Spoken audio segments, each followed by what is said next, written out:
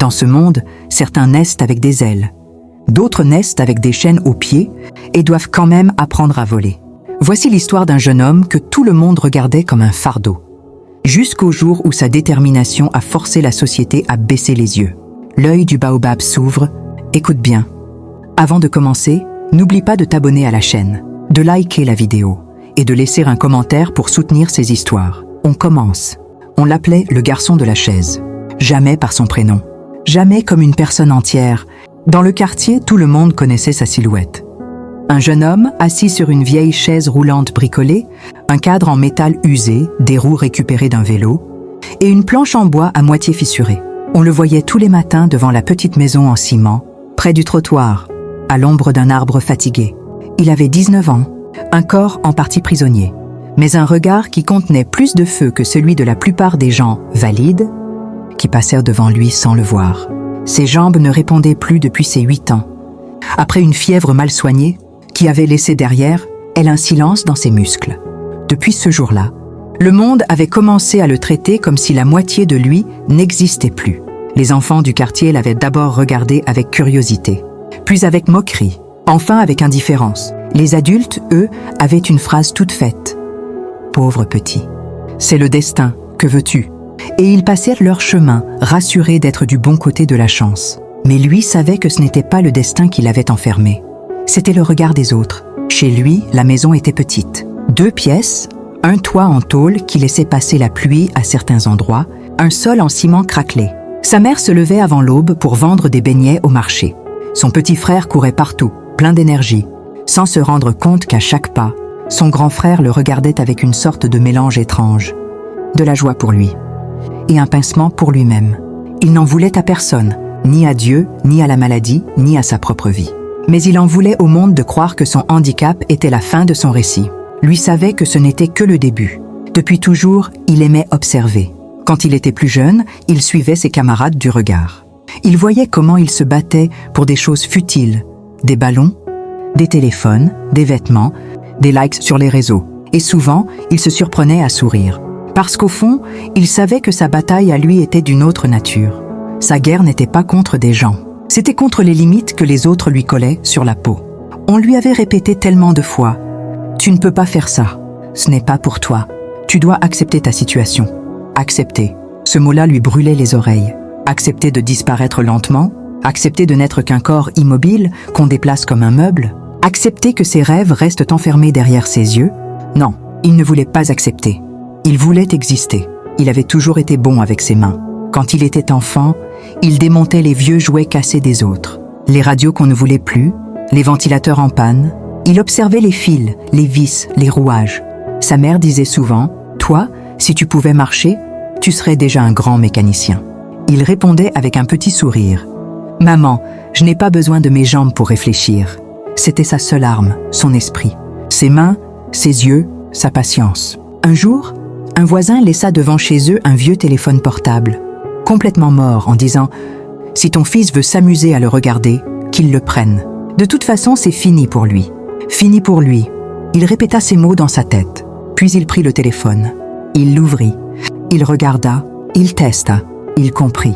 Après quelques heures, l'écran se ralluma.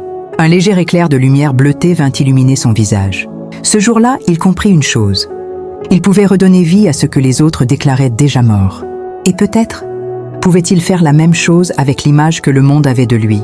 Mais la société ne lui avait jamais vraiment donné l'occasion de le prouver. Quand il avait demandé à aller à l'école comme les autres, on lui avait répondu « L'école est trop loin, il n'y a pas de rampe, qui va te porter ?» Quand il avait demandé à suivre une formation, on lui avait dit « Les ateliers ne sont pas adaptés pour toi. » Quand il avait simplement demandé une chance, on lui avait répondu « On n'a pas le temps pour ça. » Sous prétexte de le protéger, on l'avait enfermé. Alors il avait commencé à apprendre seul, avec des vieux livres qu'on lui donnait, avec des tutoriels qu'il regardait sur le téléphone qu'on avait finalement réussi à lui confier, avec des essais, des erreurs, des nuits blanches passées à démonter et remonter des objets. Ses jambes étaient immobiles, mais son cerveau, lui, courait. Et plus il apprenait, plus une conviction grandissait en lui. Le handicap n'était pas dans son corps. Le handicap était dans le regard des autres. Un matin, il prit une décision. Il avait passé la nuit à réfléchir, assis dans sa chaise, écoutant la pluie frapper le toit en tôle. Ses mains étaient noircies par la graisse et la poussière d'un vieux ventilateur, qu'il essayait de réparer. Au moment où il parvint à faire tourner l'hélice, il sentit quelque chose tourner aussi en lui. Il se dit « Le monde ne viendra pas me chercher. Alors c'est moi qui vais imposer ma place dans ce monde. » Le lendemain, il demanda à sa mère « Maman, j'ai besoin d'une planche. » « Une planche ? Pourquoi faire encore ? Pour écrire quelque chose dessus. » Elle fronça les sourcils, intriguée, mais finit par lui trouver un morceau de bois propre, assez large pour être vu depuis le trottoir. Avec un vieux pinceau, il prit son temps, lettre après lettre, mot après mot, devant sa maison, près de l'arbre où il s'installait chaque jour, il accrocha la planche. On pouvait y lire en grandes lettres légèrement tremblées « Réparation téléphone, radio, ventilateur, prix discutable, essayez avant de jeter. » Les voisins se moquèrent d'abord. Certains rirent, certains dirent « Il croit vraiment que quelqu'un va lui confier quelque chose ?» Mais d'autres s'arrêtèrent, regardèrent, hésitèrent.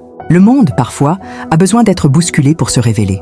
Ce jour-là, le jeune homme en chaise roulante n'attendait plus qu'on le regarde avec pitié. Il attendait son premier client. Les premières heures passèrent sans que personne ne s'arrête.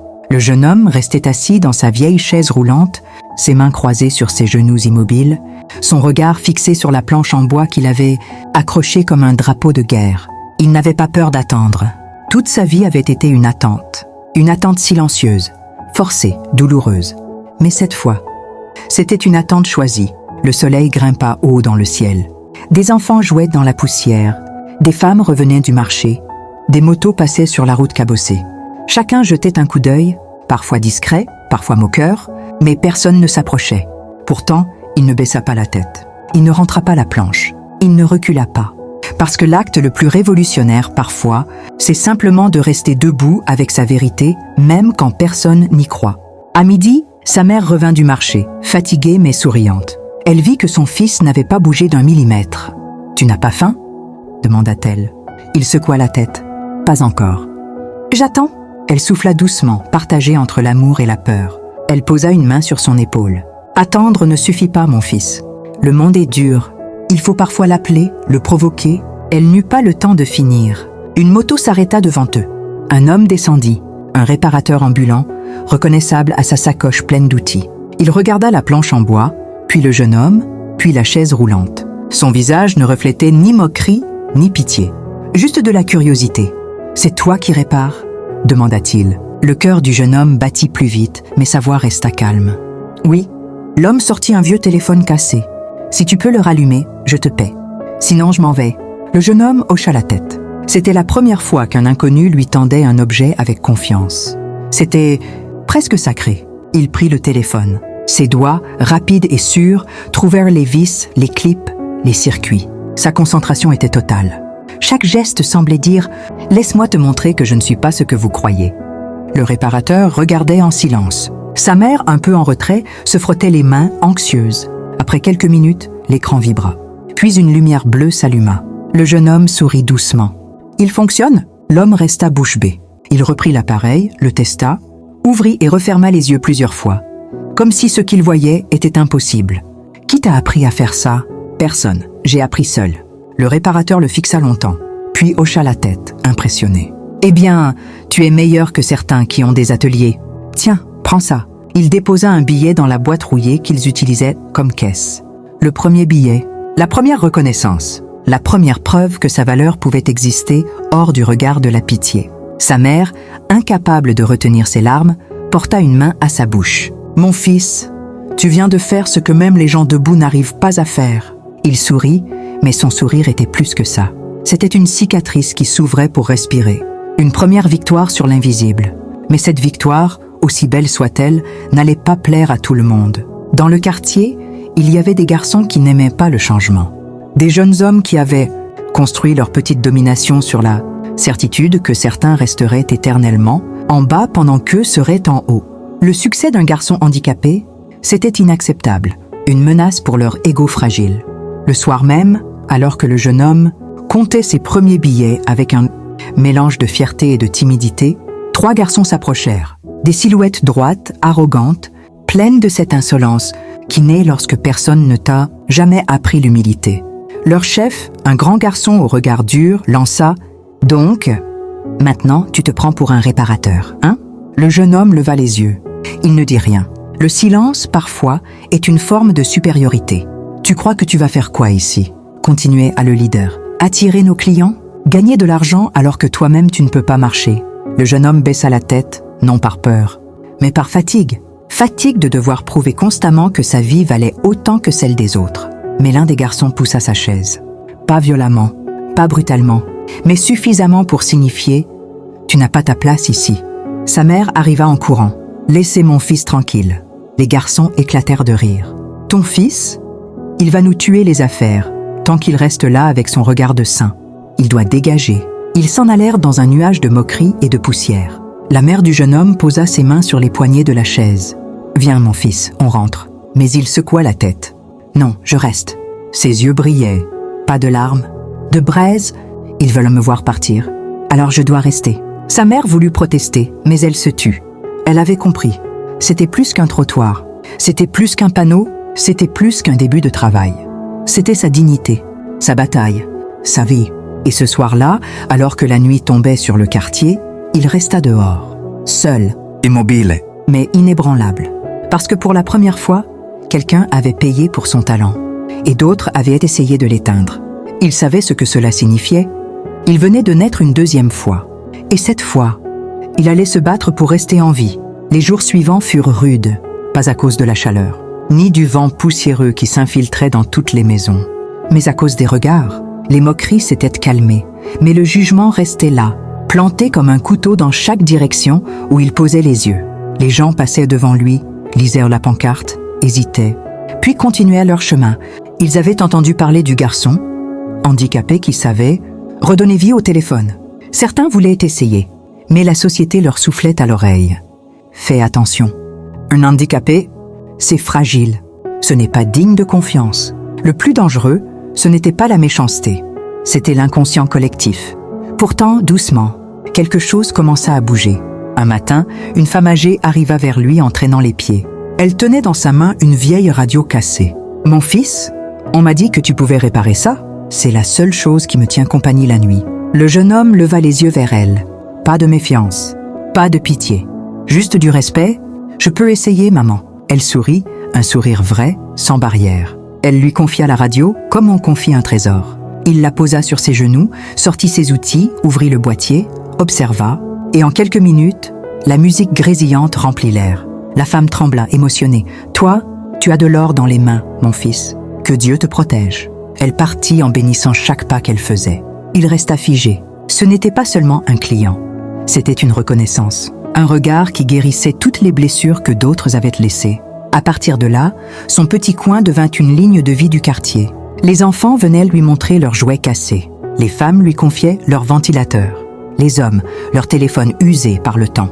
La planche de bois n'était plus juste un panneau. C'était une porte qui s'ouvrait. Mais la réussite attire toujours l'ombre. Les trois garçons revinrent. Leur arrogance avait été remplacée par quelque chose de plus dangereux. La jalousie. Le chef s'approcha, un sourire forcé sur les lèvres. « On voit que tu fais ton petit business, hein? C'est bien. Mais tu ne sais pas comment ça marche ici. » Le jeune homme garda son calme. « Je ne fais de mal à personne. » Le chef baissa la voix, mais ses mots étaient comme des coups. « Tu vas nous donner une part? Ce trottoir est à nous. » Le jeune homme sentit une boule se former dans sa gorge. « Je n'ai même pas assez pour moi. Alors ferme ton atelier. » Le jeune homme ne répondit pas. Il ne pouvait pas. Son silence était sa seule arme, son seul refuge. Un des garçons saisit un ventilateur qui attendait d'être réparé et l'écrasa au sol. Le bruit résonna dans tout le quartier comme une gifle donnée en public. Les clients qui attendaient reculèrent. La peur les emporta. Personne ne voulait être mêlé à un conflit. La mère du jeune homme arriva en courant, paniquée. « Il suffit! Laissez mon fils tranquille !» Mais le chef rétorqua. « Il n'a pas sa place ici. Ce trottoir nous appartient. » Le jeune homme sentit la colère monter. Pas une colère explosive, une colère silencieuse. Une colère qui se forme dans les tripes. « Ce trottoir est pour tout le monde, » dit-il calmement. Le chef éclata de rire. « Surtout pas pour toi. » Et ils partirent en laissant derrière eux un ventilateur détruit, un espace brisé, une dignité piétinée. Ce soir-là, le jeune homme resta longtemps éveillé. La pluie tombait sur le toit en tôle, mais ce n'était pas elle qui l'empêchait de dormir. C'était la question qui tournait en boucle dans son esprit. Combien de fois encore devrais-je prouver que j'ai le droit d'exister?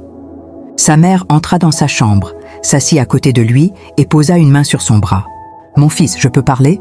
Il acquiesça. « Je veux que tu comprennes quelque chose. Être handicapé ne t'empêche pas d'avancer. C'est le cœur qui marche, pas les jambes. Mais ce monde n'est pas fait pour les gens comme toi. Il faudra te battre plus que les autres, encore et encore. » Il serra les poings. « Je suis prêt. Tu es sûr? La méchanceté du monde peut te briser. Maman, je suis déjà tombée. Et je suis encore là. » Le silence qui suivit n'était pas lourd. Il était noble. Sa mère essuya une larme et dit « Alors on va continuer, ensemble. » Le lendemain, alors que tout semblait perdu, une surprise l'attendait. Un homme bien habillé, lunettes rondes, chemise repassée, s'arrêta devant lui. Il tenait un téléphone haut de gamme dans la main. « C'est toi qui répares ?» demanda-t-il. « Oui. » L'homme regarda autour de lui. Il fronça légèrement les sourcils, un peu perplexe. « Ce téléphone m'a coûté 3 mois de salaire. Si tu le casses... » Le jeune homme répondit avec un calme désarmant. « Alors je vous en paierai un autre. » L'homme resta bouche bée. Personne, même valide, n'aurait osé faire une promesse pareille. « Très bien, vas-y. » Le jeune homme prit l'appareil. Et au bout de 10 minutes, il dit « C'est réglé. » Le téléphone fonctionnait parfaitement. L'homme écarquilla les yeux. « Mais comment? D'où tu tiens ce talent? » « De la vie. » L'homme sourit, impressionné. « Tu vas aller loin. » Et il laissa un billet beaucoup plus gros que ce que la réparation méritait. Pour la première fois, le jeune homme sentit qu'une porte s'ouvrait. Ce n'était plus seulement le quartier, c'était le monde extérieur, les opportunités, la vie. Mais il ignorait encore que sa plus grande bataille, celle qui déciderait de son destin, était sur le point de commencer. Le succès, même fragile, attire toujours 2 choses, l'admiration et la haine. Depuis quelques semaines, le jeune homme réparait de plus en plus d'appareils. Les clients venaient parfois de loin pour le garçon de la chaise. Son nom, qu'on avait effacé pendant des années, commençait à renaître sur les lèvres du quartier. Un respect discret, timide, mais réel. Mais cette ascension réveilla la jalousie de ceux qui ne supportaient pas de voir un handicapé dépasser les valides. Les regards commencèrent à changer, plus sombres, plus menaçants. Un soir, alors que le soleil se couchait et peignait le ciel d'un rouge fatigué, les 3 garçons réapparurent. Leur chef, encore plus nerveux que d'habitude, marchait vite, ses poings serrés. Ils s'arrêtèrent juste devant lui. « On t'a dit de fermer, dit-il d'une voix froide. »« Je ne fais rien de mal, répondit calmement le jeune homme. Tu prends nos clients. Je ne prends rien. Ils viennent d'eux-mêmes, grâce à ta pitié, pas grâce à ton talent. » Le jeune homme sourit légèrement, un sourire triste, fatigué, mais digne. La pitié n'a jamais réparé un téléphone. Cette phrase tomba comme une pierre dans le silence. Les garçons se regardèrent, vexés, humiliés. Puis tout bascula. Le chef attrapa la planche où était écrit « Réparation » et la souleva d'un geste brusque. Il la brisa contre le mur. Le bois éclata en un craquement violent. Les passants s'arrêtèrent, horrifiés mais silencieux. Personne ne voulait intervenir. Comme toujours, l'un des garçons poussa la chaise roulante, la faisant basculer légèrement. Le jeune homme se rattrapa comme il put. « Tu vas maintenant comprendre ta place. » La colère monta dans sa poitrine, chaude, brûlante, presque suffocante. Mais il ne cria pas. Il ne supplia pas. Sa dignité valait plus que leurs cris. Sa mère arriva en courant, affolée. « Arrêtez, vous n'avez pas honte. C'est un enfant handicapé. » Le chef cracha. « C'est bien ça le problème. » Un silence terrible se fit.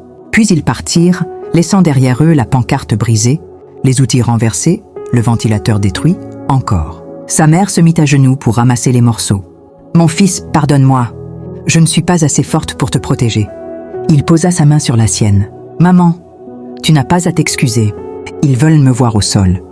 Mais je suis encore ici. » Des larmes silencieuses glissèrent sur les joues de sa mère. Le lendemain, il retourna à sa place, comme si de rien n'était.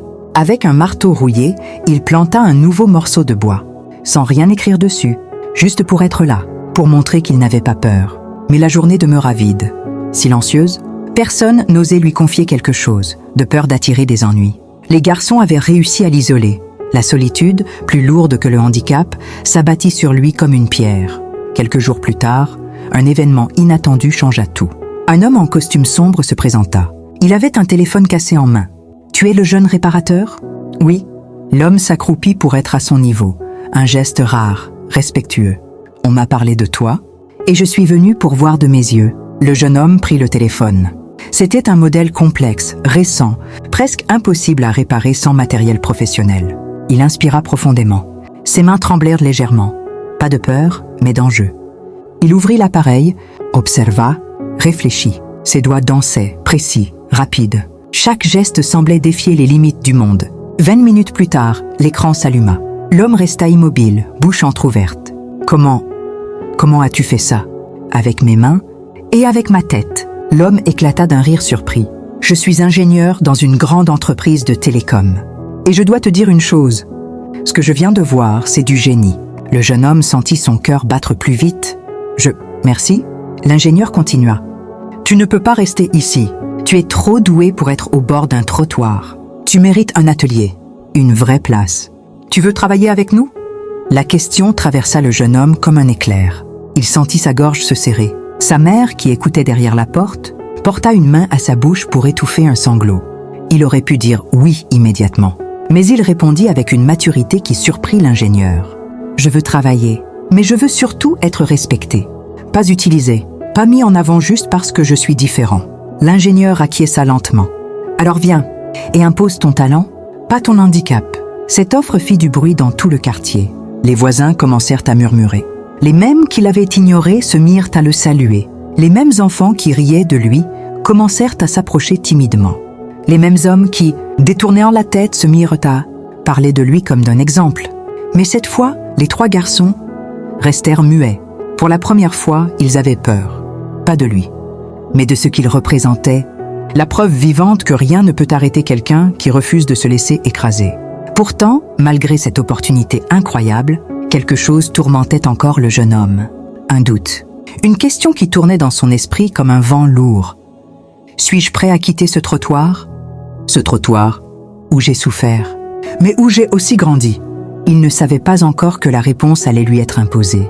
Non pas par le destin, mais par une dernière tempête qui allait tout briser et tout révéler. Le lendemain de la visite de l'ingénieur, le jeune homme ne dormit presque pas. Son cœur était partagé entre 2 mondes, celui du trottoir où il avait appris à se défendre, et celui de l'avenir où il pourrait enfin respirer. Au lever du soleil, il était déjà dehors, assis dans sa chaise, les mains posées sur les roues, comme chaque matin. Le quartier était encore silencieux, encore endormi, mais une ombre se tenait déjà là. Le chef des 3 garçons, seul cette fois. Il tenait quelque chose dans sa main. Un marteau. Le jeune homme sentit une douleur froide traverser son ventre. « On dit que tu vas partir », lança le garçon d'un ton neutre. « Que tu vas travailler dans une grande entreprise ? Loin d'ici. » Le jeune homme ne répondit pas. Le garçon soupira longuement. Puis il se rapprocha. « Tu sais, quand tu es arrivé ici avec ta chaise roulante, tout le monde te regardait comme un problème. Moi aussi, je pensais que, tant que tu étais en bas, moi j'étais en haut. » Il leva les yeux et quelque chose avait changé dans son regard. Ce n'était plus de l'arrogance, ce n'était plus de la jalousie. C'était de la honte. Mais hier, j'ai entendu un ingénieur dire que tu étais un génie. Un génie. Il rit, un rire cassé, presque triste. Et moi, qu'est-ce que je suis? Rien. Juste un garçon qui se croit fort parce qu'il peut marcher plus loin que toi. Le jeune homme sentit un pincement dans le cœur, mais il ne dit rien. Alors, dans un geste soudain, violent, incontrôlé, le garçon leva le marteau et l'abattit sur la planche fraîchement replacée. Le bois éclata en morceaux. « Tu n'es pas comme nous !» hurla-t-il. « Tu nous fais honte !» Cette fois, ce n'était pas de la jalousie, c'était de la peur de se sentir inférieur à quelqu'un que la société considérait en dessous.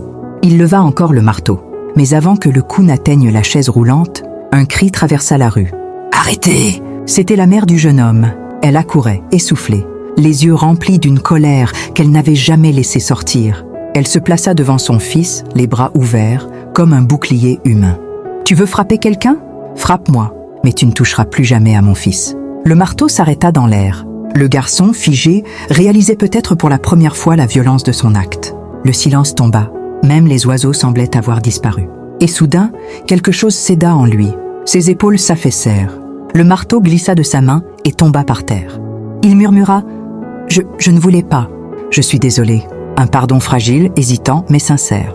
Il s'enfuit, laissant derrière lui une poussière lourde et un cœur plus léger. La mère se tourna vers son fils. « Mon enfant, tu dois partir d'ici. Ce quartier t'aime, mais il t'étouffe aussi. Tu as prouvé plus que n'importe qui ce que tu valais. Maintenant, tu dois prouver ce que tu peux devenir. » Ces mots étaient doux, mais fermes. Une mère ne pousse son enfant hors du nid que lorsqu'il a des ailes. Le jeune homme baissa la tête. « Et toi, maman ?» Elle sourit. Moi, je t'ai déjà vu grandir 2 fois. Une 3e fois me rendra encore plus forte. Va. Ce Mava n'était pas un abandon. C'était une bénédiction. Une semaine plus tard, un véhicule de l'entreprise téléphonique vint le chercher. Le quartier entier était là. Certains pleuraient, certains souriaient, certains regrettèrent leurs erreurs, d'autres étaient simplement fiers. Les enfants lui firent des signes de la main. Les femmes du quartier dirent des bénédictions. Même l'homme qui vendait du pain posa un sac chaud sur ses genoux. Puis, soudain, une silhouette sortit de l'ombre. Le garçon jaloux. Il s'approcha lentement. Dans ses mains, il portait quelque chose. La planche. La première planche. Celle qu'il avait lui-même brisée. Recollée grossièrement, réparée, maladroite. Mais debout, il la posa sur les genoux du jeune homme. « Je suis venu réparer ce que j'ai cassé », murmura-t-il. « Comme toi. Tu as réparé ce que tout le monde croyait perdu. » Le jeune homme sentit les larmes monter. Pas des larmes de souffrance, des larmes de victoire. Le véhicule démarra. La route s'ouvrait devant lui. Et pour la première fois, elle n'était pas un obstacle. Elle était une promesse. Sa mère resta sur le trottoir, une main levée, le cœur serré et fier à la fois. Le garçon jaloux resta immobile, la tête basse mais soulagée. Le quartier entier, pour la première fois, l'accompagnait du regard sans pitié. Avec respect, il avait gagné. Non pas contre la maladie, mais contre les limites que les autres avaient placées sur son nom. Il se répéta une phrase qu'il avait écrite un jour dans un vieux cahier. Le handicap, ce n'est pas le corps, c'est le regard. Et ce regard, je viens de le changer. Certains marchent, sans jamais avancer. D'autres, même assis, déplacent le monde. Ce jeune homme n'a pas seulement trouvé sa place dans la société. Il l'a créée de ses propres mains. Si cette histoire vous a touché, ne partez pas sans laisser un signe. Abonnez-vous à l'œil du baobab, likez la vidéo, partagez-la. Et dites-nous dans les commentaires, qu'est-ce que vous essayez de réparer dans votre vie? Merci d'avoir marché avec lui.